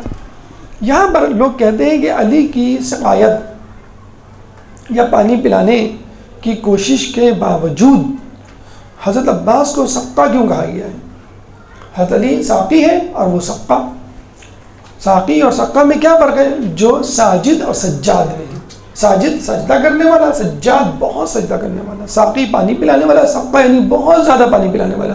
حالانکہ عباس نے تو پانی پلایا ہی نہیں، یہی تو ان کا کمال ہے۔ لوگ کہتے ہیں کہ یہی حسرت ان کا کمال ہے۔ دیکھیں حضرت عباس کو گستاخی اگر نہ ہو علی کی ذات میں، حضرت عباس کو پانی پلانے کے حوالے سے حضرت علی پر فوقیت ہے۔ علماء فرماتے ہیں کیسے کہ حضرت علی نے جنگ بدر کے موقع پر، فرض کر لیں ہم پہلی مرتبہ جنگ بدر کے موقع پر پانی کی سبیل کی تو کنویں سے پانی لے کر آئے، کنواں کھودا نہیں۔ حضرت عباس نے کنواں کھودا، اور ایک نہیں کئی کنویں کھودے، 5 محرم سے مسلسل کنویں ہی کھود رہے تھے وہ، اور کسی میں پانی نہیں نکلا، لیکن کنویں تو کھودے انہوں نے، مسلسل کنویں کھودے۔ نمبر 1۔ نمبر 2، آپ نے خلیفہ سہیب کو پانی پہنچایا۔ ابھی ہم نے کہا کہ پانی میسر کرنا اور پانی پلانا فرق ہے۔ پانی پلانا کا مطلب ہے غلام آزاد کرنا، پانی میسر کرنا، میسر یعنی موجود نہیں ہے، سبیل کریں کہیں سے لے کر آئے آپ، تو پانی موجود نہیں تھا کربلا میں، یعنی قبضہ تھا، اور وہ سبیل کرتے تھے، کنواں کھودتے تھے یا فرات سے جا کے لانے کی کوشش کرتے تھے۔ اور تیسری مرتبہ صفین میں لشکریوں کو کہا کہ جاؤ فرات پہ قبضہ کرو، خود نہیں گئے۔ حضرت عباس بنفس نفیس خود فرات پر گئے، خود لشکر کا کام کیا، پورا لشکر موجود ہونا چاہیے فرات پہ قبضے کے لیے، آپ تنہا فرات پہ جا کے قبضہ کر لیتے ہیں۔ یہ تینوں کام حضرت علی نے نہیں کیے، لیکن اس کے باوجود حضرت علی لوگوں کو پانی پلانے میں کامیاب ہو گئے، خلیفہ سلیم کو بھی، بدری لشکریوں کو بھی، اور صفین میں اپنے اور دشمن کے مجاہدین کو بھی، دشمن کے لوگوں کو بھی۔ یہاں حضرت عباس ان تمام چیزوں کو کرنے کے باوجود، یعنی ایکسٹرا ایفرٹ کرنے کے باوجود سکینہ کو پانی نہیں پلا سکے، خیمے میں پانی نہیں لے جا سکے۔ یہ جو حسرت ہے اس کو تاریخ کے الفاظ ڈیفائن نہیں کر سکتے، ڈسکرائب نہیں کر سکتے۔ یہ وہی شخص محسوس کر سکتا ہے کہ جس کے دل میں ایک نرمی ہو یا حساسیت ہو۔ تو اسی لیے عباس کا لقب جو ہے وہ سقا ہے، اور حضرت علی کا لقب ساقی ہے، اور یہ سنت جو ہے نہ صرف بنی ہاشم کے بزرگوں نے بھی ادا کی بلکہ خود اللہ بھی ادا کرتا ہوا نظر آتا ہے۔ اس کے بعد حضرت عباس کی اور بھی صفات ہیں، مثلا شجاعت ہے، مثلا علم بردار ہونا ہے، اور اس کے بعد ادوار عباس یعنی 3 ائمہ کے دور میں انہوں نے کس طرح زندگی گزاری، اس کا تذکرہ ایک وقفے کے بعد ایک درود پڑھتے محمد والے محمد۔ حضرت عباس کی سیرت کے حوالے سے گفتگو جاری تھی، اور ہم نے کہا کہ آپ قمر بنی ہاشم تھے، آپ باعصمت تھے، آپ علم والے تھے، اور آپ سقا تھے یعنی پانی پلانے والے۔ اس کے بعد ایک صفت، ظاہر سی بات ہے اس صفت کو حضرت عباس سے نہیں جدا کیا جا سکتا، اور وہ ہے شجاعت۔ تو یہ سن لیجیے پہلے کہ شجاعت اجزائے کردار میں سے ہے۔ اجزائے کردار کیا ہے؟ 4 اہم اجزاء ہیں۔ آدمی باحکمت ہو، آدمی شجاع ہو، آدمی باعصمت ہو، اور آدمی عادل ہو۔ یہ 4 چیزیں ہیں، 4 اہم ترین خصوصیات گردانی گئی ہیں کسی بھی انسان کو کمال معراج پر پہنچانے کے لیے۔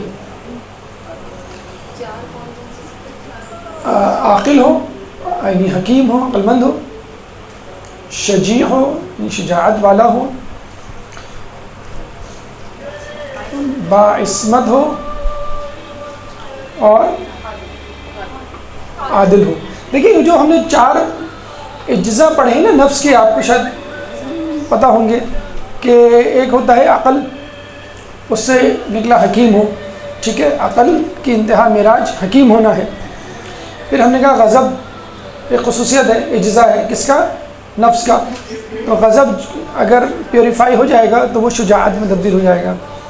پھر ہے شہوت، شہوت کنٹرول میں ہوگی تو آپ باعصمت کہلائیں گے، گناہ نہیں کریں گے۔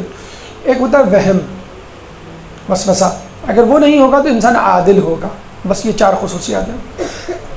یہ نفس کی سائنس کے حوالے سے جو لیکچر دیا تھا اس میں تفصیل سے اس کی ڈسکشن ہے۔ نمبر 1 بات۔ نمبر 2 بات، شجاعت اور جرت میں فرق ہے۔ شجاعت انسانی وصف ہے اور جرت حیوانوں کا وصف ہے۔ اس کے مطلب ہے جو شجاعت ہمیشہ ظاہر ہو اور انسان کے بس میں نہ ہو وہ جو ہے جرت کہلائے گا۔ تو جرت اور شجاعت میں فرق ہے۔ جرت جانوروں میں ہوتی ہے، شجاعت انسانوں میں ہوتی ہے۔ جرت کا مطلب یہ ہے کہ ہر وقت اپنی بہادری کا مظاہرہ کرنا، یہ نہیں دیکھنا کہ میری بہادری کی وجہ سے کسی کو نقصان ہو رہا ہے یا فائدہ، میں کسی کو قتل تو نہیں کر رہا، کسی کو مجروح تو نہیں کر رہا۔ شیر ہے اس میں شجاعت نہیں ہوتی، اس میں جرت ہوتی ہے۔ جو بھی سامنے آیا وہ چیز پھاڑ کے کھا لیا، جو بھوک لگی، جس کو چاہا زخمی کر دیا، تو اس کو ہم کہتے ہیں جرت ہونا۔ اور جانوروں کی صفت ہے، اگر انسان ہر وقت اپنی بہادری کا مظاہرہ کرے، یعنی آپ جو ہے ہر کسی کو ڈانٹیں، جس پہ آپ کا روب ہے اس کو مارے، جیسے اسکولوں کالجوں میں ہم دیکھتے ہیں جو طاقتور ہوتا ہے وہ کمزور کو پیٹ رہا ہوتا ہے۔ گھر میں بھی مرد حضرات عورتوں پہ غصہ کر رہے ہوتے ہیں، عورتیں جو ہیں وہ بچوں پہ غصہ کر رہی ہوتی ہیں۔ تو یہ اپنے سے کمتر آدمی کو جو ہے وہ مارنا پیٹنا یا دباؤ میں رکھنا یہ شجاعت نہیں ہے، جرت ہے، جو کہ درندوں کی صفت ہے۔ شجاعت کیا ہے؟ اپنی صفت غیظ کو، صفت غضب کو استعمال کرنا۔ کیسے استعمال کرنا؟ کہ اپنے آپ سے نقصان کو دفع کرنا، اور اگر انسان دوسروں کو بھی نقصان سے دور رکھے تو وہ تو شجاعت کی اعلیٰ مثال ہے۔ نہ صرف اپنے آپ کو بچانا بلکہ لوگوں کو بھی بچانا، یہ ہے اصل شجاعت۔ تو شجاعت اور جرت میں فرق ہے، نمبر 2۔ نمبر 3، جب شجاعت ظاہر ہوتی ہے تو بہادری کہلاتی ہے، اور جب اندر ہوتی ہے تو وہ شجاعت باطنی کہلاتی ہے۔ یعنی یوں کہہ لیجیے شجاعت 2 قسم کی ہے، شجاعت ظاہری، شجاعت باطنی۔ شجاعت ظاہری کا مظاہرہ میدان میں ہوتا ہے، اور شجاعت باطنی کا مظاہرہ دل میں ہوتا ہے۔ یعنی آپ سے کہا جائے کہ جاؤ دشمن کو پچھاڑ دو میدان میں جا کر، تو آپ جس شجاعت کا مظاہرہ کریں گے اس کو ہم کہیں گے شجاعت ظاہری۔ اور جب آپ کہیں گے کہ مجھے دشمن سے لڑنے کی اجازت دیجیے اور آپ کو منع کر دیا جائے، تو اس شجاعت کو جو کنٹرول کریں گے آپ، اس کو ہم کہیں گے شجاعت باطنی، کہ آپ میں صلاحیت نہیں لیکن آپ کو اجازت نہیں ملی۔ اسی طرح گناہ کرنے کا اختیار ہو، کوئی چیز آپ چرا سکتے ہیں کسی کو مار سکتے ہیں، لیکن آپ نہیں کرتے، اس کا مطلب آپ نے اپنے نفس کو کنٹرول کیا۔ خود رسول فرماتے ہیں کہ اپنے نفس کو قتل کرنا بہادری ہے۔ جب ایک لشکر جو ہے لڑ کر واپس آیا تو رسول اللہ نے کیا کہا؟ مبارک ہو، تم جہاد اصغر سے جہاد اکبر کی طرف آ رہے ہو، چھوٹے جہاد سے بڑے جہاد کی طرف آ رہے ہو۔ چھوٹا جہاد کیا ہے؟ دشمنوں کو پچھاڑنا، اور بڑا جہاد کیا ہے؟ اپنے نفس کو پچھاڑنا، یہ ہے بڑا جہاد۔ تو اصل جہاد کیا ہے؟ اپنے نفس پہ قابو۔ اس کی مثال مولا علی کی جنگ خندق کی کارکردگی میں نظر آتی ہے کہ جب انہوں نے عمر بن عبدود کو زیر کیا تو شجاعت ظاہری کا مظاہرہ کیا، اور جب سینے پہ چڑھے اور اس نے آپ کے چہرے اقدس پہ تھوکا تو مولا نے فوراً اس کو چھوڑ دیا۔ یہ تھا شجاعت باطنی، کہ آپ نے اپنے غصے کو کنٹرول کیا۔ تو اپنے غصے کو، اپنے نفس کو کنٹرول کرنا شجاعت باطنی ہے، اور دشمن کو پچھاڑنا شجاعت ظاہری ہے۔ حضرت عباس کہ جن کی ولادت کا سبب ہی یہی تھا کہ امام حسین کے کام آئے، ام المؤمنین سے شادی کا مقصد ہی یہی تھا کہ ایک بہادر بچہ پیدا ہو، اس بہادر انسان کو جو کربلا کی راہ تکتا رہا عمر بھر، 30 سے زیادہ سال کی بہاریں اس نے دیکھی، اور جب کربلا کے میدان میں آیا لڑنے کے لیے، اپنے جوہر دکھانے کے لیے، تو اس کو روک دیا گیا کہ تمہیں جو ہے وہ لڑنے کی اجازت نہیں۔ کبھی جو کہا جا رہا ہے کہ خیمے لگاؤ، کبھی کہا جا رہا ہے کہ سواریوں کو سوار کرو، کبھی کہا جا رہا ہے کہ لوگوں کو روکو، کبھی فلاں کی مدد کرو، کبھی دشمن سے بات کرو، کبھی پانی کی سبیل کرو، لیکن جب لڑنے کا موقع آتا تو فوراً روک دیا جاتا۔ یہ جو اصل کام ہے، دیکھیے اس کی مثال بالکل ایسی ہے، بڑی اچھی مثال دی جاتی ہے، ہو سکتا ہے اس سے تھوڑی سی وہ ہوتی ہو، مطلب کہ یہ اس مثال کو کس طرح ملایا جا رہا ہے۔ میچ اگر ہو اور میچ وننگ پلیئر آپ کے پاس موجود ہو جو چکے چوکے لگا کر سینچری بنا کر اپنی ٹیم کو جتا سکتا ہے، اور اس پہ طرح یہ کہ کھلاڑی بدستور آؤٹ ہو کے آ رہے ہوں 0-0 پہ، اور جو بہترین کھلاڑی ہے، جو سینچری بنانے والا کھلاڑی، جو فل فارم میں ہے، جو انتظار کر رہا ہے اس میچ کا کہ میں کب میچ جتاؤں، اور وہ کہتا ہے اپنے کیپٹن سے مجھے کھیلنے کی اجازت دیں، تو کہتا نہیں تم ابھی نہ کھیلو بلکہ تم پلیئرز کو پانی پلاؤ، تو کتنا غصہ آئے گا، وہ کیا کہے گا؟ کیا میں کوئی ریزرو پلیئر ہوں، میں کوئی ویٹر ہوں، یا میں کوئی نوکر ہوں کہ میں لوگوں کو پانی پلاؤں؟ میرا کام ہے جوہر دکھانا میدان میں جا کر۔ حضرت عباس کہہ سکتے تھے کہ بھئی میرا کام تھوڑی پانی پلانا، پانی پلانے کے لیے آپ کسی کو بھی کہیں، اتنے اصحاب ہیں آپ کے پاس بہادر، میرا اصل کام ہے لڑنا، جس کے لیے مولانا مانگا تھا خدا سے مجھ کو، جس کے لیے میری والدہ سے شادی کی تھی، اور آپ اس موقع پہ کہہ رہے ہیں کہ نہیں تمہیں پانی پلانے کی، تمہیں جو ہے لڑنے کی اجازت نہیں ہے۔ تو یہ ہے وہ کمال جو ہمیں حضرت عباس کی اس میں نظر آتا ہے۔ دشمن کو پچھاڑنا، زیر کرنا کمال نہیں ہے، دشمن کو معاف کر دینا کمال ہے، یا اپنے نفس میں قابو رکھ کر جو ہے وہ میدان جنگ میں نہ اترنا۔ کیوں؟ اس کی وجہ ہے، اس کی وجہ کیا ہے جب آپ دشمن سے لڑتے ہیں تو آپ کی واہ واہ ہوتی ہے، آپ کی تعریف ہوتی ہے، آپ کو مال غنیمت ملتا ہے. لیکن جب آپ جنگ نہیں کرتے یا لوگوں سے نہیں لڑتے تو آپ کو طعنہ ملتا ہے کہ تم جو ہے اس قابل نہیں ہو، تم بہادر نہیں ہو، تم پر امام کو اعتماد نہیں ہے. طعنے ملتے ہیں نا.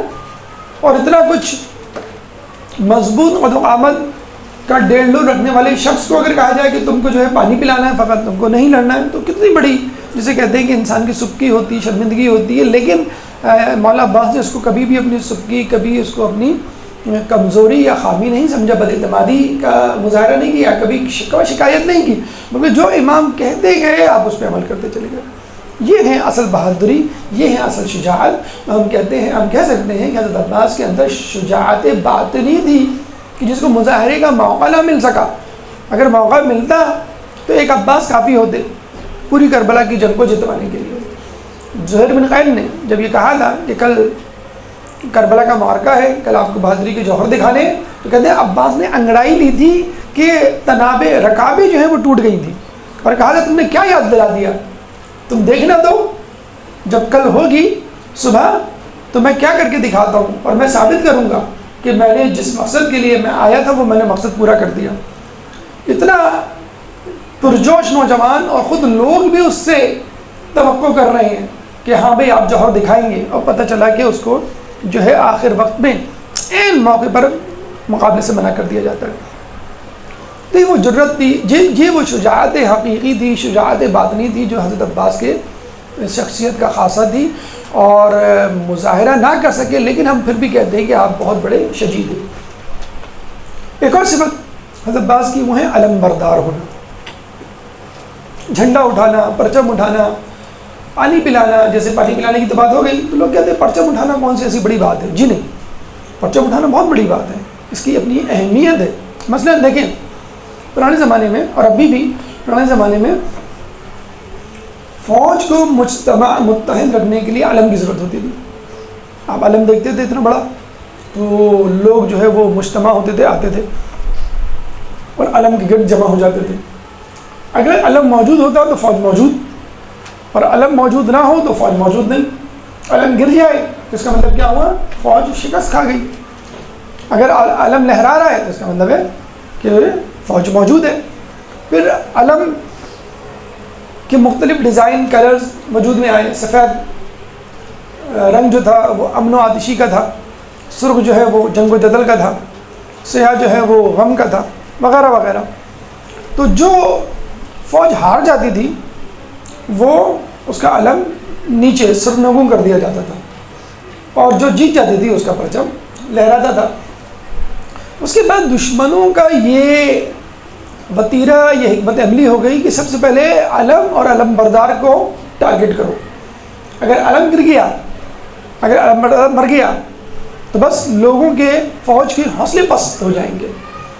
تو آپ سمجھ سکتے ہیں کہ علم بردار کی کیا اہمیت ہوتی ہوگی، کتنا مضبوط وہ نوجوان ہونا چاہیے کہ جو ایک ہاتھ میں علم کو سنبھالے اور دوسرے ہاتھ میں جس کے تلوار ہو، اور نہ تلوار گرے نہ علم. دونوں کی صورت میں اگر تلوار گر گئی تو بھی آپ کا قلعہ ہو جائے گا اور علم گر جائے گا، اور اگر علم گرا تو فوج کے حوصلے جو ہیں وہ پست ہو جائیں گے. یہ جسے کہتے ہیں کہ اہمیت تھی، یہ جو ہے وہ مقصد تھا علم کا اس زمانے میں. علم بردار کی بھی اہمیت، جیسے ہم نے کہا نا کہ اگر پانی کی اہمیت ہے تو پانی پلانے کی بھی اہمیت ہوگی. تو اب اگر علم کی اہمیت کو آپ نے سمجھ لیا تو اس کا مطلب ہے کہ علم بردار کی اہمیت کو بھی سمجھنا ہوگا، بلکہ علم بردار کی کچھ شرائط ہونی چاہیے جس کی بنا پہ ہم کہیں گے بھائی فلاں کو علم دینا چاہیے. میں آپ کو بتاتا ہوں، رسول اللہ کے دور میں ہمیشہ علم حضرت علی کے پاس ہوا کرتا تھا. جنگ احد میں حضرت علی کا سیدھا بازو زخمی ہوا تو علم ذرا جھولنے لگا، تھوڑا نیچے جانے لگا، تو کسی شخص نے علم کو پکڑ کے اپنے ہاتھ میں لینا چاہا. رسول نے سختی سے منع کیا کہ علم کو علی کے بائیں ہاتھ میں دے دو، لیکن علی دنیا میں اور آخرت میں میرا علم بردار رہے گا، کوئی اور علم بردار نہیں ہو سکتا. تمام جنگوں میں علم علی کے پاس رہا. اچھا اگر کسی کے پاس رہا بھی تو یہ بات ذہن میں رکھیں کہ علم دو طرح سے ہوتا ہے، ایک بڑا علم، ایک چھوٹا علم۔ بڑا علم جو علم بردار کے پاس ہوتا ہے، چھوٹا چھوٹا علم فرض کر لیں آپ کو کہا کہ ابھی تم فلاں شمال کی طرف جاؤ، پہاڑی کی طرف، اور وہاں پر جو ہے وہ فلاں فوج کا ایک گروہ، ایک لشکر موجود ہے، اس پہ دھاوا بولو، لیکن مرکزی فوج وہ میدان جنگ میں ہی رہے گی۔ اب ظاہر ہے آپ کو دو علم چاہیے، اب ایک تو مرکزی علم، اگر ہم نے مرکزی علم اس کو دے دیا تو لوگ سمجھیں کہ فوج وہاں چلی گئی، پھر یہاں کی فوجی پھر کہاں جائیں، نمبر ایک بات۔ نمبر دو، اگر ہم نے اس کو علم دے دیا اور وہ علم گر گیا یا وہ علم بردار مر گیا، شہید ہو گیا، تو یہاں کی فوج کے حوصلے پست ہو جائیں گے، تو ایک چھوٹا علم اس کو دے دیا جاتا تھا۔ جنگ کے دوران ہی کوئی چھوٹی کارروائی کرنی ہو کہ بھئی آپ کو گھاٹی کے پیچھے جانا ہے، پہاڑ کی طرف جانا ہے، وادی میں، اس کو ہم کہتے تھے لوا، لام واو الف حمزہ، لوا، چھوٹے علم کو کہتے ہیں لوا، اور بڑے علم کو کہا جاتا تھا رائت، را الف یہ تے، رائت، ٹھیک۔ تو اگر کسی کو کوئی علم ملتا بھی تھا تو وہ لوا ہوتا تھا، رائت نہیں۔ جیسے مصعب بن عمیر کو ایک دفعہ علم دیا گیا تھا، رسول اللہ کے صحابی، لیکن وہ علم لوا تھا، رائت علی کے پاس ہی تھا۔ مصعب بن عمیر کے بارے میں ملتا ہے کہ ان کا سیدھا بازو قلم ہوا تو انہوں نے علم جو ہے الٹے ہاتھ میں لے لیا، الٹا بازو زخمی ہوا تو انہوں نے سینے پہ لے لیا، جب سینے پہ لیا تو پیچھے سے کسی نے خنجر سے وار کیا، نیزے سے، تو وہ بیچارے شہید ہو گئے۔ تو وہ لوا تھا، رائت نہیں تھا اگر ان کو ملا۔ اسی طرح جنگ موتا میں رسول اللہ نے کہا تھا کہ علم عبداللہ بن جعفر طیار کے پاس رہے گا، جب یہ شہید ہو جائیں گے تو علم جو ہے وہ ایک اور صحابی رواح کر کے ان کا نام تھا، یاد نہیں آ رہا مجھے مکمل، ان کے پاس رہے گا، اور جب وہ شہید ہو جائیں گے تو زید بن حارثہ کے پاس رہے گا، ٹھیک ہے۔ تین، عبید بن رواح غالباً ان کا نام تھا۔ کہتے ہیں کہ لوگ رسول اللہ جب یہ جو فوج گئی، اچھا اب آپ کہیں گے بھائی اس جنگ میں بھی علی کے پاس تو نہیں تھا، جنگ موتا میں علی گئے نہیں تھے، جنگ موتا میں علی گئے نہیں تھے، تو علی جو ہے وہ مدینے میں تھے، اور رسول اللہ جو ہے وہ مدینے کی مسجد نبوی میں ٹہل رہے تھے اور بتلا رہے تھے، رننگ کمنٹری جسے کہہ لیں۔ ابھی جو ہے اب جعفر طیار شہید ہو گئے، اب علم جو ہے عبید اللہ رواح کے پاس ہے اور وہ بھی شہید ہو گئے، اب علم جو ہے وہ زید بن حارثہ کے پاس ہے۔ دیکھیے رسول اللہ کو معلوم تھا کہ جعفر طیار شہید ہوں گے، ان کو معلوم تھا اس کے بعد جو دوسرے علم بردار ہیں عبید اللہ رواح وہ بھی شہید ہوں گے، پھر تیسرے کے بعد آئے گا، اسی لیے انہوں نے پہلے ہی سے تینوں علم برداروں کا نام لے لیا تھا، اتنا اہم ہے۔ اچھا اس کے بعد بھی وہ بدستور نظر رکھے ہوئے ہیں کہ کس نے علم لیا، اسی شخص نے جس کا میں نے کہا تھا، ہاں ٹھیک ہے وہ شہید ہو گئے، اب کس نے لیا، اسی شخص نے جس کا میں نے کہا تھا، ٹھیک ہے وہ شہید ہو گئے، اب کس نے علم لیا، فلاں نے، زید بن حارثہ نے، ٹھیک ہے وہ میں نے کہا تھا۔ یعنی بدستور اس کو چیک اینڈ بیلنس بھی کر رہے ہیں، پوچھ بھی رہے ہیں، دیکھ بھی رہے ہیں، بتلا بھی رہے ہیں، علم غیب سے ان کو خبر مل رہی ہے۔ تو اس کا مطلب کیا ہوا کہ علم بردار کی بڑی امپورٹنس ہے، بہت اہمیت ہے۔ صرف اس کے پاس ہونا چاہیے جو سب سے بہادر ہو، صرف اس کے پاس ہونا چاہیے جو علم کی اہمیت حیثیت کو برقرار رکھنے کا ملکہ رکھتا ہو۔ اس لیے رسول اللہ نے کبھی علم کو علی کے علاوہ کسی کو نہیں دیا، اگر دیا تو وہ چھوٹا علم تھا، لوا، جیسے مصعب بن عمیر کو، اور اگر علی نہیں تھے تو بتلا دیا کہ اس کو ملے گا، پھر اس کو ملے گا، اس کو ملے گا۔ ان کو معلوم تھا کہ تیسرا شہید نہیں ہوگا، اسی چوتھے کا نام نہیں لیا۔ اور جو شہید ہوئے ان کے بڑے درجات ہیں علم برداروں کے۔ مصعب بن عمیر بہت ہی خوبصورت شخصیت تھے، بہت امیر تھے، بہت ہی قیمتی خوشبو لگایا کرتے تھے، جہاں سے گزر جاتے لوگ آ کے بتلاتے تھے یہاں سے مصعب بن عمیر گزرے، اتنے امیر کبیر، اتنے خوش مزاج، خوش لباس۔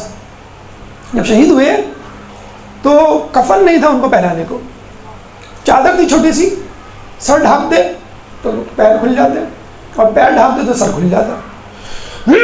تو پیر جب کھلے تو رسول اللہ نے وہاں پہ ازخر گھاس ڈال دی، یہ ان کا رتبہ تھا۔ اور رسول اللہ نے کہا کہ اب کوئی نہ کہے کہ اسلام کی راہ میں مجھ پر بڑی مصیبتیں آئی ہیں، یعنی مصعب بن عمیر جیسا شخص قربانی دے رہا ہے، ناز و نعم میں پلا ہوا، تو اب کوئی نہ کہے کہ مجھے زخم لگا، مجھے چوٹ لگی، مجھے تکلیف ہو رہی ہے، مجھے درد ہو رہا جعفر طیار جب شہید ہوئے تو رسول اللہ نے باقاعدہ کہا کہ جعفر طیار کو جنت میں 2 پر عطا کیے جائیں گے جس سے وہ پرواز کریں گے.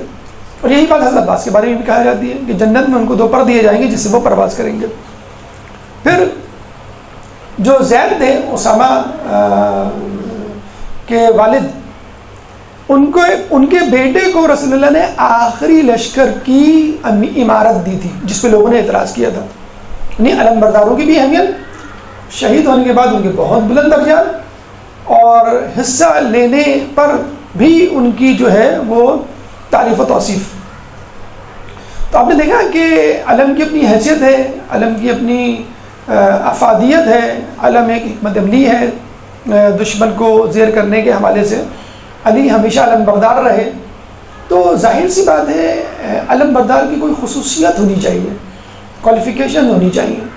تو خود علی نہج البلاغہ میں فرماتے ہیں کہ علم کو اس کے پاس ہونا چاہیے جو بہادر ہو. ٹھیک ہے.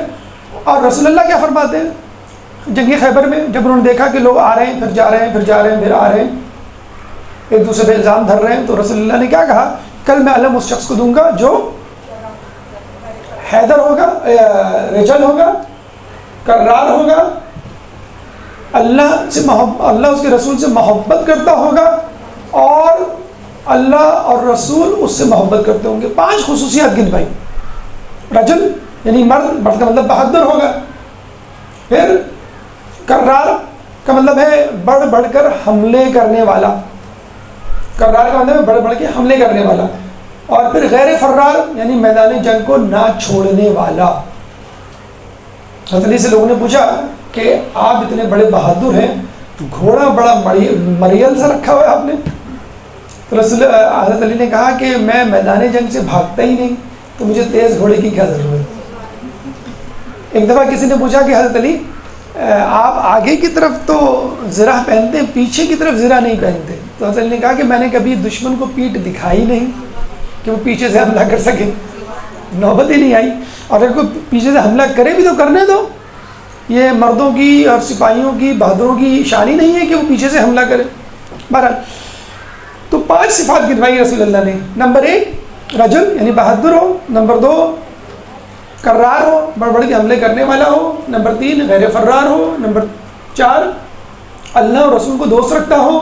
نمبر 5 اللہ رسول بھی اس کو دوست رکھتے ہوں. یہ بڑی اہم خصوصیات ہیں. خصوصی طور پہ آخری والی خصوصیت شرط کہ اللہ رسول بھی اس کو دوست رکھتے ہوں.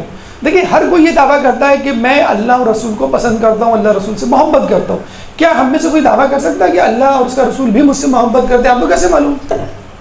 تو یہ علی کے حق میں ہونے کی پہچان ہے کہ اللہ اور اس کا رسول بھی ان سے محبت کرتا تھا. تو یہ شرائط ہیں کہ جو اس میں موجود ہونی چاہیے. اب آئیے حضرت عباس کی طرف کہ اس علم برداری میں ان کا کیا شیئر ہے، کیا ان کا حصہ ہے. دیکھیں علم علی کے پاس تھا، علی کے پاس رہا، بلکہ رسول اللہ کا یہ قول ہے کہ علی جو ہے وہ دنیا اور آخرت میں میرے علم بردار ہوں گے. اچھا کسی نے رسول اللہ سے پوچھا کہ جنت میں سب سے پہلے کون جائے گا؟ رسول اللہ نے کہا علی. جو ظاہر بات ہے کوئی منافع ہوگا وہ جل جائے تو کیا کہا علی جائیں گے. علی آپ سے بہتر کہ علم بردار سردار سے پہلے جنت میں جائے گا. علی میرے علم بردار ہے، میں سردار ہوں. اللہم صلی علی.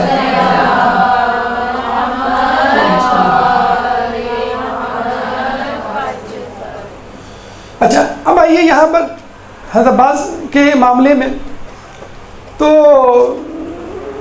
ہمیں یہ ملتا ہے کہ اگر آپ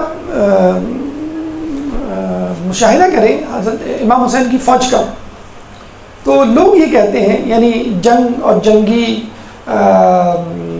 اسٹریٹجی پہ نظر رکھنے والے، کہ امام حسین کی پوری فوج میں کوئی سپاہی نہیں تھا، بخدا کوئی سپاہی نہیں تھا، صرف جانثار تھے.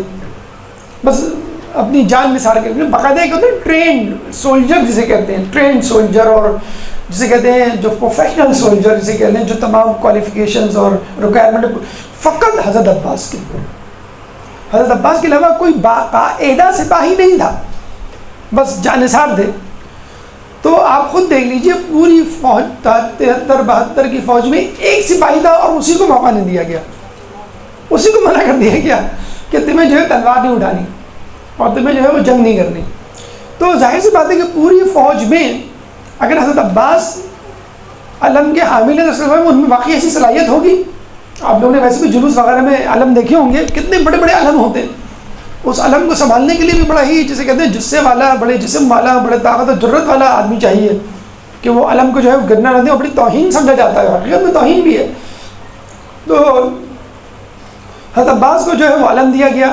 اب بتائیں پورے دن اس علم کو اپنے ہاتھ میں رکھنا. اچھا فقط علم ہی کام نہیں تھا, حضرت عباس کا ہر جگہ کام تھا. عباس سواروں کو سواریوں سے نیچے اتارو, عباس خیمے لگاؤ, عباس خیمے اکھاڑ لو, عباس پانی لے کر آؤ, عباس سکینہ کو چپ کراؤ, عباس دشمن سے بات کرو, عباس دوستوں کا استقبال کرو. آپ دیکھیں پوری کربلا میں ہر کام عباس ہی تو کر رہے ہیں. جیسے ہم اردو میں محاورہ میں استعمال کرتے ہیں ایک ٹانگ پہ کھڑے ہونا. آدمی کا تھکتا نہیں ہوگا لیکن مسلسل وہی کام کیا جا رہا ہے, ہر کام حضرت عباس کے حوالے. تو علم بردار تھے, وہ ایسے علم بردار تھے جنہوں نے اس کا حق ادا کیا. آپ کو معلوم ہے جب آخری وقت جب یہ گئے تھے پانی لینے کے لیے تو تلوار لے لی تھی امام حسین نے, سے تلوار رکھ دی تھی انہوں نے. تلوار لے کے نہیں گئے تھے, نیزہ لے کے گئے تھے صرف ایک. اب بتائیں لڑنے والے سے کسی فوجی سے گن چھین لی جائے, بڑی توہین سمجھی جاتی ہے. آپ کسی سے پوچھیں پولیس والے سے یا کسی آرمی کے آدمی سے کہ اس کا اسلحہ کسی نے چھین لیا تو سمجھ لیں بس سب کچھ چھین لیا, کہ تمہاری غفلت کی انتہا ہے کہ تمہارا اسلحہ تم سے چھین لیا, اب تمہارا مسئلہ ہے کیا لڑنے کو. تو تلوار لے لی تھی اور صرف نیزہ تھا اور مشکیزہ تھا, مشکیزہ لے کر گئے تھے. تو حضرت عباس وہ واحد انسان, وہ آدمی تھے جانثاروں میں کہ جو سولجر سپاہی کے معیار پہ اترتے تھے اور ان کو جو ہے وہ علم بردار بنایا گیا. لیکن بہرحال یہ بات کہنا بالکل بجا ہوگا, جس طرح بھی ہم نے کہا کہ علم کا قائم رہنا اور علم کا پھڑپڑانا اس بات کی دلیل ہے کہ فوج جیت گئی, وہ ملک جیت گیا. اور علم کا سرنگو ہو جانا یا علم کا موجود نہ ہونا اس کا مطلب ہے کہ وہ فوج ہار گئی, وہ گروہ مٹ گیا. تو آج بھی عباس کا علم ہر جگہ موجود ہے, یزید کا, بنو امیہ کا علم کہیں نظر نہیں آتا. تو اس کا مطلب کیا ہوا کہ عباس کا لشکر جیت گیا. ایک درود پڑھ دیں بھائی.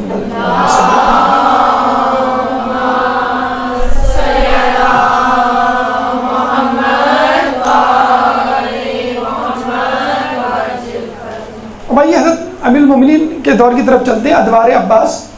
پہلا دور جو حضرت عباس نے گزارا ہے وہ دور تھا جو شروع کے 14 سال انہوں نے حضرت امیر المومنین کی سرپرستی میں گزارے. اچھا اتفاق کی بات یہ ہے کہ چاند کی 14 ہی منزلیں ہوتی ہیں. جب ہلال سے بدر بنتا ہے, ہلال ہوتا ہے پھر پورا, تھوڑا سا اور پھر آدھا, پھر پورا. تو قمر بنی ہاشم نے اپنے جو 14 منزلیں طے کی ہیں وہ حضرت امیر المومنین کی سرپرستی میں طے کی ہیں. اور وہ ان کو جو ہے وہ بٹھا کے پڑھاتے تھے. ایک دفعہ حضرت عباس بیٹھے ہوئے تھے ان کے سامنے, تو انہوں نے ان کے آستینوں کو اوپر کیا اور آستینوں کا بوسہ لیا. ام المنین سامنے بیٹھی ہوئی تھی, کہنے لگی یہ آپ کیا کر رہے ہیں؟ کہنے لگی کہ ایک وقت آئے گا کہ کربلا کے میدان میں حضرت عباس کے یہی بازو قلم ہوں گے, اس لیے میں چاہتا ہوں کہ ان کا بوسہ لوں. اور وقت شہادت, اب بڑی عجیب بات ہم دیکھتے ہیں حضرت علی کی کہ وہ ہر کسی کو بلا کے وصیت کر رہے ہیں, تم یہ کرنا, تم یہ کرنا. اور ہر کسی کو کہہ رہے ہیں کہ تو امام حسن کی بات کو ماننا, اور امام حسن تم اس کا, حسن جو ہے تم ان کا خیال رکھنا. یعنی ہر کسی کو حسن کی سرکردگی بھی دے رہے ہیں. تو ام المنین یہ دیکھ رہی تھی اور روتے ہوئے کہنے لگی کہ مولا آپ عباس کو کچھ نہیں کہہ رہے اور اس کے ذمے کوئی بات نہیں لگا رہے, کوئی کام. تو امام علی نے حضرت عباس کو بلایا, امام حسین کو بلایا, اور حضرت عباس کا ہاتھ امام حسین کے ہاتھ میں رکھ کے کہا کہ میں تم کو حسین کے حوالے کرتا ہوں. یعنی عباس کو بنایا ہی, پیدا ہی, اس دنیا میں بھیجا ہی حسین کے لیے کیا تھا. اس کے بعد امام حسن علیہ السلام کا دور آتا ہے کہ ہم دیکھتے ہیں کہ لوگوں نے جو ہے وہ امام حسن سے حکم عدولی کی, اور جب انہوں نے کہا کہ صلح کرو تو صلح سے انکار کیا, بلکہ خود امام حسن علیہ السلام پر بزدلی کے طعنے دیے. لیکن حضرت عباس نے جو ہے وہ اس کو خوشی سے انجام دیا اور امام حسین کی طرح ان کے ساتھ صلح کی. اچھا یہ کہا جاتا ہے کہ معصوم کو یا امام کو غسل امام ہی دیتا ہے. اور بہت سارے ہمارے قصے کہانیاں روایتیں موجود ہیں کہ امام کا انتقال ہوا اور نیکسٹ امام وڈ بھی امام موجود نہیں تھا، لیکن باعجاز خداوندی وہ موجود ہوا. جیسے ہمیں ملتا ہے ان کے بارے میں، ابھی آپ نے امام موسیٰ کاظم علیہ السلام کی شہادت پڑھی کہ جو 8ویں امام تھے امام رضا، مدینہ سے باعجاز خداوندی آئے اور ان کو غسل دیا، ان کی تدفین کی. اسی طرح امام حسن عسکری علیہ السلام کے بارے میں ملتا ہے کہ امام زمانہ غائبت میں تھے، غائب تھے، لیکن ایک دم سے آ جاتے ہیں اور جو ہے وہ نماز جنازہ ادا کرتے ہیں. کچھ لوگ کہتے ہیں کہ غسل تدفین نہیں، نماز جنازہ کی زیادہ اہمیت ہے. کچھ لوگ کہتے ہیں نہیں، غسل تدفین اور نماز جنازہ تینوں آ جاتی ہیں. بہرحال کسی غیر معصوم کو شامل ہونے کا حق نہیں ہے. بلکہ ایک صحابی بھی تھے، اہل بیت میں سے تھے، خاندان اہل بیت میں سے، تو وہ پانی دے رہے تھے حضرت علی کو رسول اللہ کے غسل کے بعد. رسول اللہ نے کہا کہ اپنی آنکھیں بند کر لو ورنہ اللہ تعالیٰ تمہاری بینائی چھین لے گا. کتنا سخت جملہ ہے. صرف پانی دے رہے تھے، وہ شامل نہیں تھے اس میں. لیکن امام حسن علیہ السلام کو جب غسل دے رہے تھے امام حسین علیہ السلام، تو اس غسل میں حضرت عباس شامل تھے. اور انہوں نے یہ جملہ نہیں کہا کہ اپنی آنکھیں بند کر لو تمہاری آنکھیں کی بینائی زائل ہو جائے گی. اب یا تو مان لیجئے کہ آپ جو ہے وہ معصوم کے غسل میں غیر معصوم شریک ہو سکتا ہے، اس کو مان لیجئے، یا پھر یہ مان لیجئے کہ عباس معصومیت کے درجے پہ تھے کہ ان کو جو ہے وہ منع نہیں کیا گیا. تو واحد غیر معصوم ہیں کہ جن کے بارے میں کہا گیا کہ انہیں معصوم کو غسل دینے میں پوری جو ہے وہ پوری طور پہ جو ہے وہ تعاون کیا. اب آئیے امام حسین کی طرف. امام حسین کے حوالے سے ملتا ہے کہ سب سے پہلے جب روانگی آئی تو یہ حضرت عباس تھے جنہوں نے جو ہے خواتین کو جو ہے وہ سواریوں پہ سوار کیا، پھر آگے آگے چلے اور ہمہ وقت ایک سے کہتے شیر کی طرح، ایک جو ہے محافظ کی طرح آگے پیچھے گھومتے رہے کہ کسی طرح بھی کوئی تکلیف خاندان رسالت کو، خاندان اہل بیت کو، خصوص طور پر خواتین کو نہ ہو. پھر کربلا کے میدان میں جاتے ہیں تو شمر ان کے رشتے کا معمول لگتا تھا. شمر جب آیا ابن زیاد کے پاس سے تو 2 پروانے لے کر آیا. ایک تو جنگ کا پروانہ عمر سعد کے لیے کہ بھائی تم جنگ کر سکتے ہو، تمہیں اجازت ہے، اور دوسرا پروانہ امان نامہ تھا. کس کے لیے؟ حضرت عباس کے لیے، کہ تم چاہو تو ہماری بات مان لو، ابھی وقت ہے، اور ہمارے ساتھ آ جاؤ اور ہم تمہیں جان کی امان دیتے. تو کہتے ہیں کہ وہ بلا رہا تھا اور یہ جا نہیں رہے تھے، لیکن امام حسین نے ان کو کہا کہ تم کم از کم بات تو سن لو وہ کیا کہہ رہا ہے، اور تمہاری مرضی. جب یہ گئے بات سننے تو اس نے یہ بات رکھی تو بہت غصہ ہوئے کہ تو چاہتا ہے کہ ہم ملعون اور ملعونوں کی اولادوں سے صلح کریں، اور ہمارے لیے تو امان نامہ ہو اور امام مظلوم امام حسین کے لیے امان نامہ نہ ہو. میں ایسے امان نامے کو نہیں مانتا. تو امان نامہ لینے سے بالکل انکار کر دیا. پھر شب عاشور آپ نے سنا ہوگا امام حسین نے جو ہے آخری رعایت دی تھی، چراغ گل کر دیا تھا اور یہ کہا تھا کہ جس کو جانا ہو وہ چلا جائے. اچھا یہ بھی ایک نفسیاتی حربہ تھا.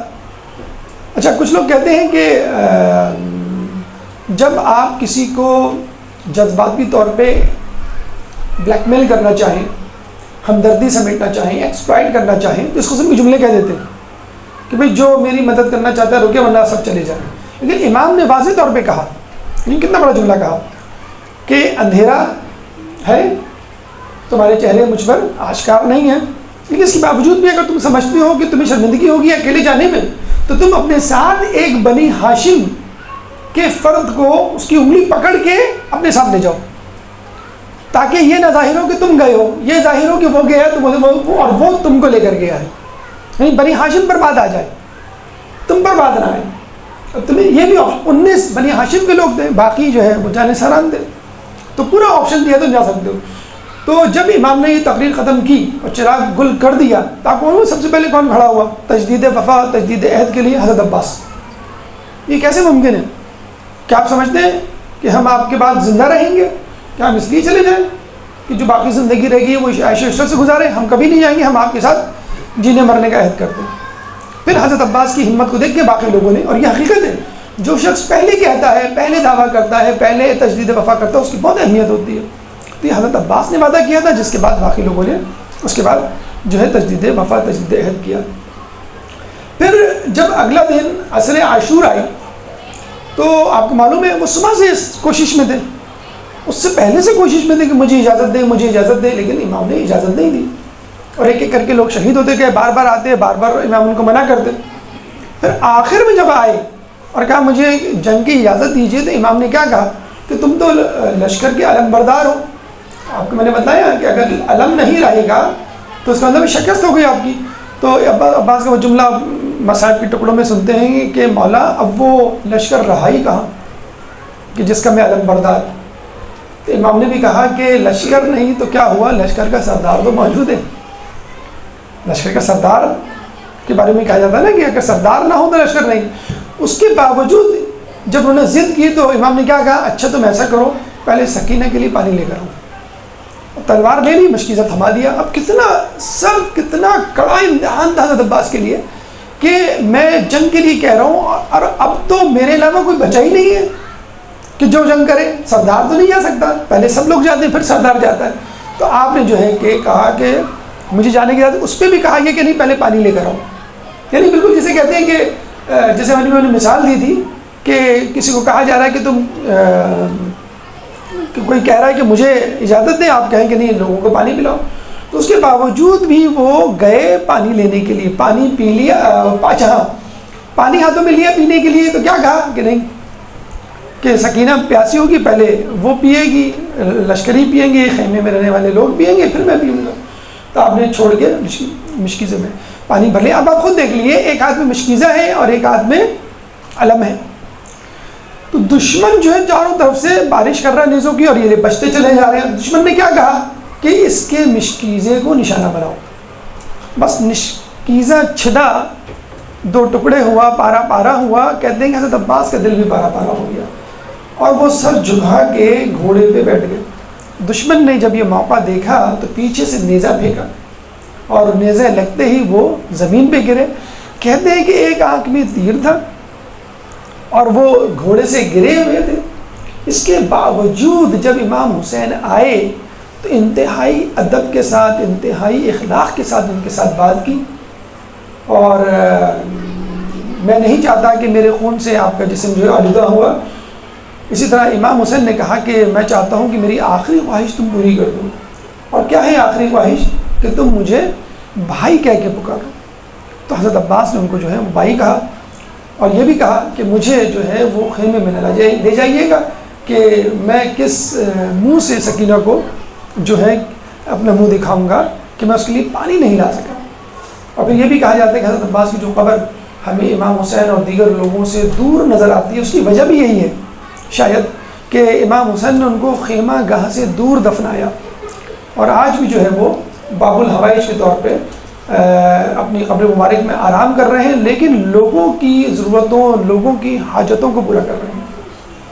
اللہ تعالیٰ سے دعا ہے کہ جو کچھ سنا اور پڑھا اس میں عمل کرنے کی توفیق عطا فرما۔ اللہ تعالیٰ سے دعا ہے کہ حضرت عباس کے نقش قدم پر چلنے کی توفیق عطا فرما۔ اللہ تعالیٰ سے دعا ہے کہ تعلیمات اہل بیت پر چلنے کی توفیق عطا فرما۔ قیامت ان کی شفاعت سے بہرمند فرما، امام کے ظہور میں تعجیل فرما، اور ہمیں ان کے انصار و اعوان میں شامل فرما۔ ربنا تقبل منا انك انت السميع العليم وتب علينا انك انت التواب الرحيم برحمتك يا ارحم الراحمين برحمتك يا ارحم الراحمين وصلى الله على محمد وآله الطاهرين